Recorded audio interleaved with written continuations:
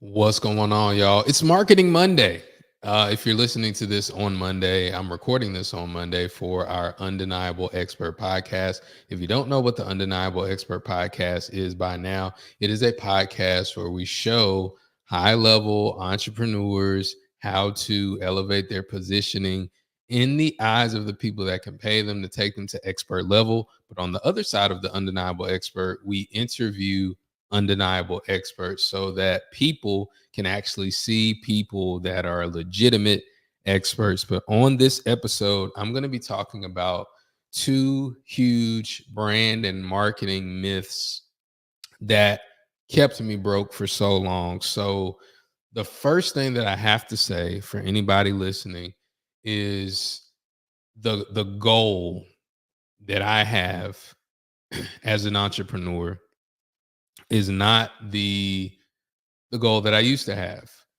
When I was younger, I wanted to make a gazillion dollars, whatever that means, 10 million, 50 million, 100 million a year. I wanted to do all these things and buy all these mansions and do all of that. There's nothing wrong with that. It's just as I am now currently in my life with my family, with my children, with my wife, I don't want all that stuff. And it's not that I don't believe that I can get it. I just now understand what it takes to sacrifice to get some of that stuff. And I just don't want to do it. So I say that for you listening, what is it that you really want? Do you want to build a huge, huge business? If so, you're going to have to understand so many more things than actually what's taught. Most of that stuff is not taught publicly. Most of that stuff is not a one course, two courses that you can buy it on. Most of that stuff, you have to live it and you have to go through it and you have to meet people in person in real life. So I just wanted to, I just wanted to let you know that off rip. But anyway, marketing and branding.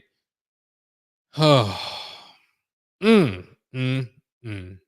What's your definition of marketing? And if you're listening to this podcast, just think of what your definition of marketing is.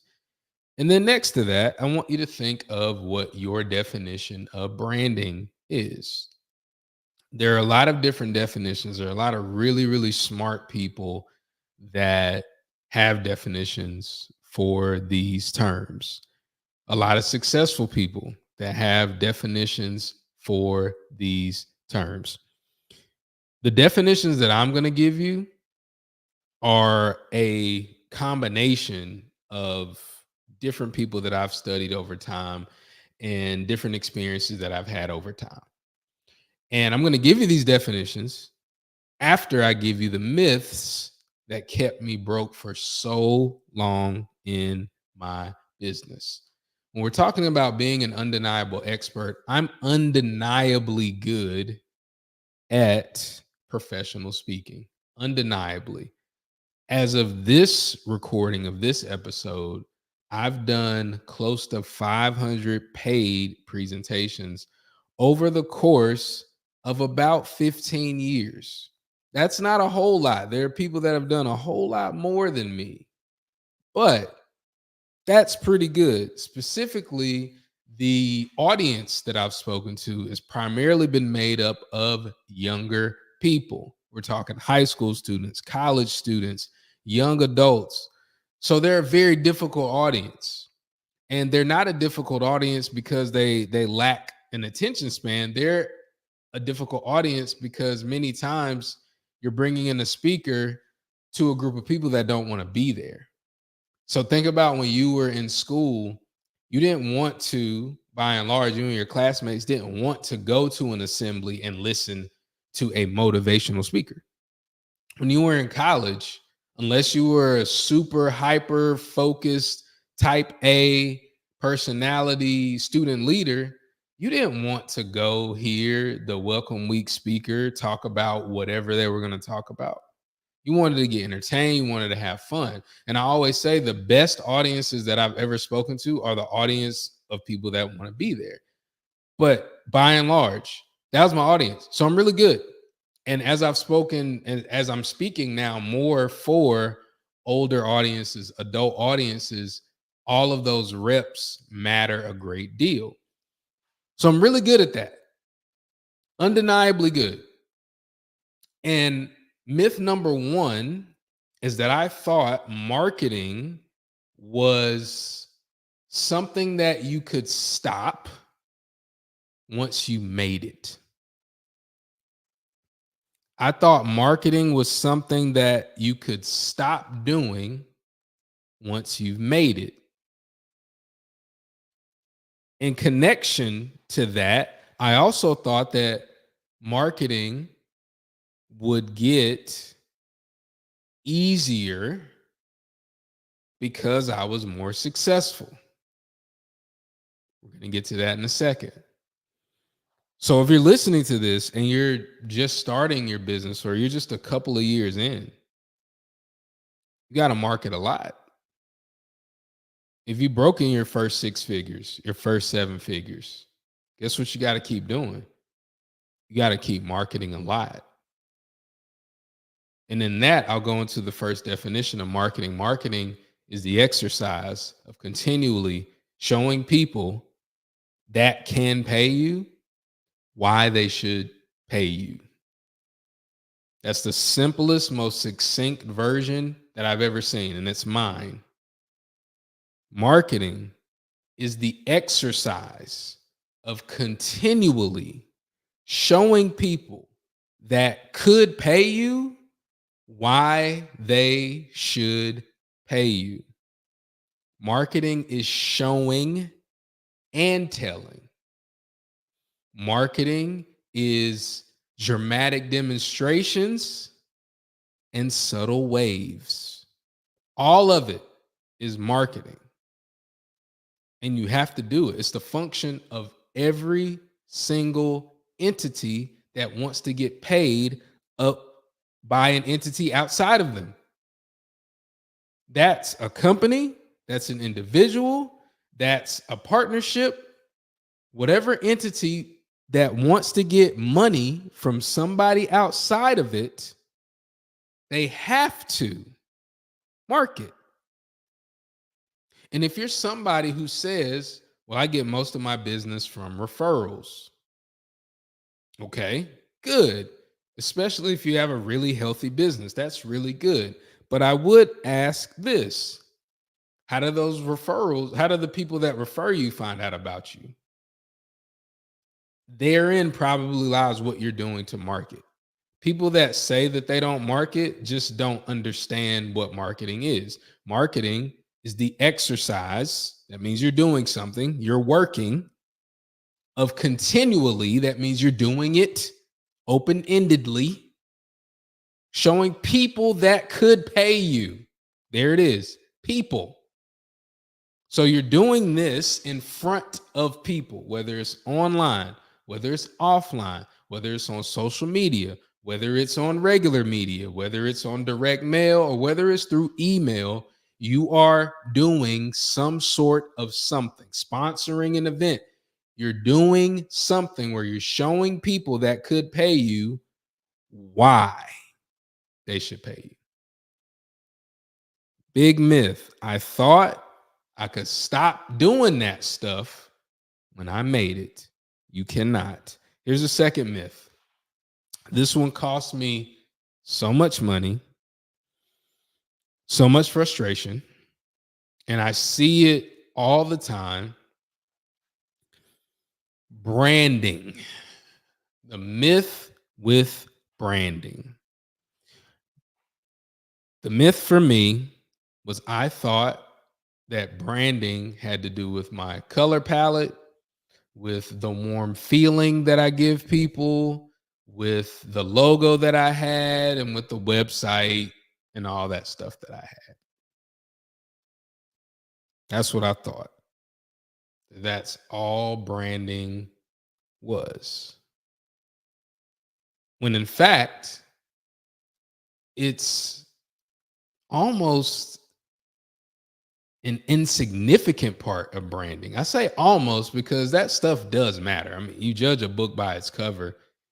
You can't look janky or unprofessional and expect somebody to do business with you. But it's the most insignificant part of branding. The myth was it's the biggest part of branding. It's not. Here's a definition for branding. Branding is the exercise of continually elevating your positioning in the eyes of the people that can pay you. Did you catch that? Did you hear some similarities? I hope so. And if you didn't, let me break down the similarities for you. Branding and marketing are both exercises in continually, with branding, you're elevating your positioning in the eyes of the people that can pay you. So elevated positioning means that I have to do something to show the people that can pay me that I'm worthy of getting paid more and more and more and more and more. That's branding. Now, these myths cost me money. First, I don't need to market anymore. I don't need to market as much. I'm already kind of known. They cost me money because people forget. People forget. And there's so much more stuff for people to tune into. They forget about you. So you have to continually show them why they should pay you. And if they've already paid you, you have to show them that as well. People forget. Out of sight, out of mind. You have to continually show them. Branding, elevating positioning. How can you elevate your positioning? How can you elevate your positioning? I'm going to give you a very, very simple formula on how to do it. It's called 3PV. 3, the number, the letter P, as in Paul, and the letter V. 3PV. Pictures, platforms, publications. The V stands for video. That's how you elevate your positioning. So you take pictures, high quality pictures, in places that the people that could pay you would see and say, ooh, that's cool. That's nice. That's high quality. Think of the high value brands that you do business with. They're always doing this. Always.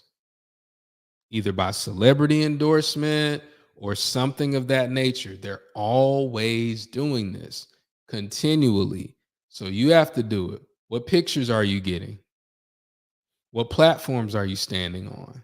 What publications are you publishing on? What videos are you getting? The easiest way for you to do this in a succinct manner is to get what I call authority content. Authority content, if you've been around, you've been in my world at any point for any amount of time, authority content is video content where you're being interviewed. That's the ultimate authority content in this day and time. There are other types of authority content, but that's the supreme one. Video content where you're getting interviewed. And the reason why I'm doing this is because I'm looking off camera because I've put up the fourth wall. The fourth wall is an acting, filmmaking term to whereas people are looking away from the camera on purpose. They're acting like the camera's not there. It's like I'm having a conversation with somebody and you're tuning into the conversation to see and hear what's going on. The supreme king level of content is high quality video like this.